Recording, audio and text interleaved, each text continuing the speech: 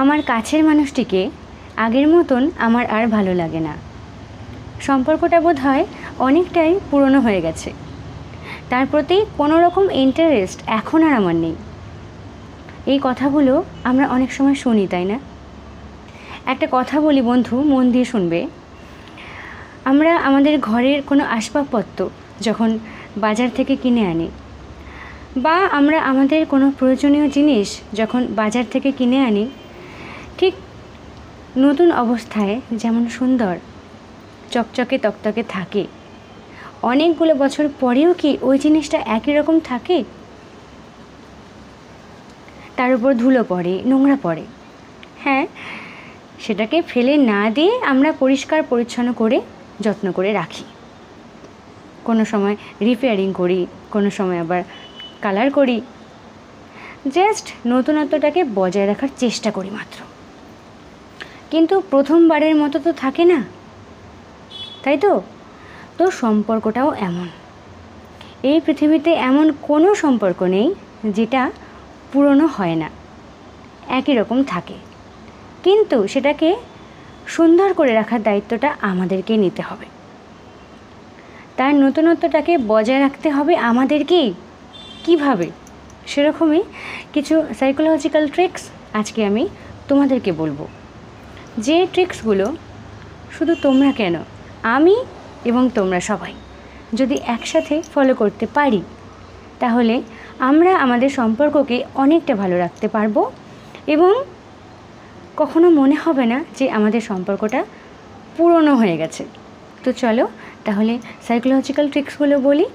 1, ধরো তুমি যে কাজটা করছো বা যে কাজটা তোমার প্রফেশন, তো তুমি ওই কাজটা যখন প্রথমবার শুরু করেছিলে, ওই কাজটার প্রতি যে এনার্জি বা ইন্টারেস্ট তোমার ছিল, এখনও কি একইভাবে সেই এনার্জি বা ইন্টারেস্টটা আছে?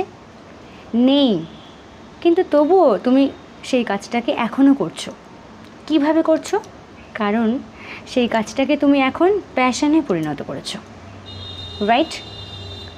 কারণ তুমি জানো এটা আমার কাজ, আমাকে এটা করে যেতেই হবে। তো সম্পর্কটাও সেরকম।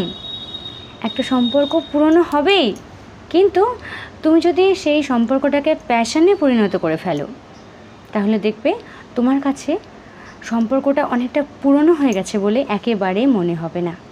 কারণ তুমি জানো এই মানুষটা আমার কাছের মানুষ, আমি একে ভালোবাসি, এর সাথে আমি থাকবো। এখন তুমি যদি এরকম ভাবো যে উফ, ওর পার্টনার কত সুন্দর, আমার পার্টনার কেমন যেন, বা ওই ছেলেটির ফিজিকটা কত সুন্দর, আমার পার্টনারের দেখো রোগা কালো কীরকম টাইপের, এই ধরনের মেন্টালিটি যদি থাকে, তাহলে আমি বলবো তুমি কোনো রিলেশনশিপেই ভালো থাকতে পারবে না, কখনো থাকতে পারবে না। একটা সম্পর্ক ছেড়ে তুমি আরেকটা সম্পর্কে লিপ্ত হও, তাকেও তোমার বেশি দিন ভালো লাগবে না। আবার একটা সম্পর্কে লিপ্ত হও, তাকেও বেশি দিন ভালো লাগবে না। পৃথিবীর কারোর সাথে যতই ম্যাচিওর হোক না কেন, তার সাথে তুমি থাকতে পারবে না, ইম্পসিবল। তাই সম্পর্কটাকে প্যাশনে পরিণত করো, দেখবে কিছুই মনে হবে না, তুমি ভালো থাকবে। হয়ে গেল। 2, একটা সম্পর্ক যখন আমরা প্রথম শুরু করি, তখন আমরা সেই সম্পর্কটার অনেক যত্ন রাখি, কাছের মানুষটার খেয়াল রাখি, বা আমরা নিজেদের অনেক যত্নে রাখি, সুন্দর থাকি, পরিষ্কার পরিচ্ছন্ন থাকি, একটু মেনটেন করি। যে সম্পর্কটা পুরনো হলো, বয়সটা বাড়লো, তখন আমরা এটা মনে করি যে এখন আর কি, এখন এজ বেড়ে গেছে, সম্পর্ক পুরনো হচ্ছে, আমাদের বয়সটা বাড়ছে, এখন আবার নিজেকে অত যত্নে রেখে কি করব। এই যে ভাবনাটা, এটাই সবথেকে ভুল। যে ভাবনাগুলো আমরা নিজেরাই তৈরি করি। এক কথায় বলতে পারো, আমরা নিজেরাই আমাদের সম্পর্কটাকে পুরনো করে ফেলছি। আচ্ছা, কোথাও লেখা আছে যে তুমি আগে যত্ন করেছিলে বলে এখন তুমি নিজেকে যত্নে রাখবে না? কোথাও লেখা আছে কি? কোথাও লেখা নেই। আমরা এরকম ভাবি, আমাদের মেন্টালিটিটা এরকমই হয়ে যায় যে এখন আবার নিজেকে যত্নে রেখে কি করব, এখন নিজের প্রতি গুরুত্ব দিয়ে কি করব। কিন্তু এটা ভীষণ দরকার। হতেই পারে একটা সময় তুমি কোনো জিনিস করতে, তোমার পছন্দের একটা জিনিস ছিল, হতে পারে সেটা নাচ, গান, ছবি আঁকা, কবিতা পাঠ করা, গল্পের বই পড়া ইত্যাদি ইত্যাদি। তো এখন সম্পর্কটা পুরনো হয়ে গেছে বলে, তোমার এজটা বেড়ে গেছে বলে, তোমার মধ্যে অনেক দায়িত্ব পড়ে গেছে বলে তুমি সেগুলোকে একেবারে ঠেলে দিয়েছো তোমার ধারে কাছ থেকে। তুমি ভাবছো না ওসব আর কী করবো, এখন আমার বয়স হয়ে গেছে, এখন আমার অন্য কাজে লিপ্ত হওয়া দরকার। এটা একেবারে নয়, এটা রেড ক্রস। কেন হবে? প্রত্যেকটি মানুষের মধ্যে কিছু না কিছু ভালো গুণ আছে। তো যে গুণগুলো নিয়ে তুমি চর্চা করেছিলে একসময়, হয়তো এখন ওই বেশি পরিমাণ চর্চা হবে না, কিন্তু কম বেশি সেই গুণগুলোকে বজায় রাখা যেতেই পারে। তো এতে করে তোমার প্রতি তোমার পার্টনার অনেকটা আকর্ষিত হবে। সে মানুষটা তোমাকে দেখে মনে পড়বে যে এই গুণগুলো দেখেই আমি ওকে পছন্দ করেছিলাম প্রথমবার, এই গুণগুলো দেখেই ওকে আমার অনেকটা ভালো লেগেছিল, যে গুণগুলো এখন তো ও করেই না, এখন ওর মধ্যে দেখতেই পাই না। এই জিনিসটা যেন না হয়। শত ব্যস্ততার মধ্যেও মানুষ চাইলে অনেক কিছু করতে পারে। তো আমাদের প্রত্যেকটি মানুষকে মনে রাখতে হবে যে আমাদের মধ্যে যা কিছু ভালো আছে সেগুলোকে আমরা বজায় রাখবো, সেগুলোকে আমরা হারিয়ে ফেলবো না, কিছুটা হলেও বজায় রাখবো, চর্চায় থাকবো। দেখবে এতে করে একে অপরের প্রতি ইন্টারেস্ট অনেক গুণ বাড়ে।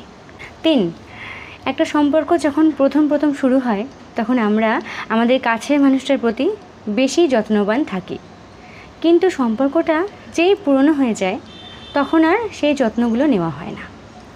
যেমন ধরো, আমাদের কাছের মানুষটির কবে বার্থডে, তাকে একটা সময় গিফট করতাম, আমাদের অ্যানিভার্সারিতে আমরা একে অপরকে গিফট করতাম, কোনো একটা অকেশানে আমরা একে অপরকে গিফট করতাম, কিন্তু বয়সটা বাড়লো, সম্পর্ক পুরনো হলো, এই জিনিসগুলো আমরা মাথা থেকে পুরোপুরি হাটিয়ে দিলাম।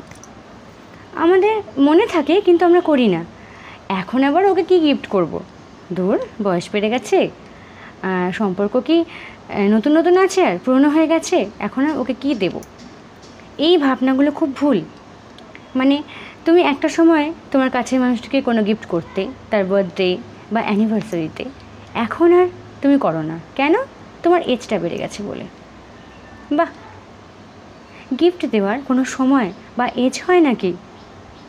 এই গিফট দেওয়ার মাধ্যমে না সম্পর্কে ইন্টারেস্টটা অনেক গুণ বাড়ে, অনেক গুণ বৃদ্ধি পায়।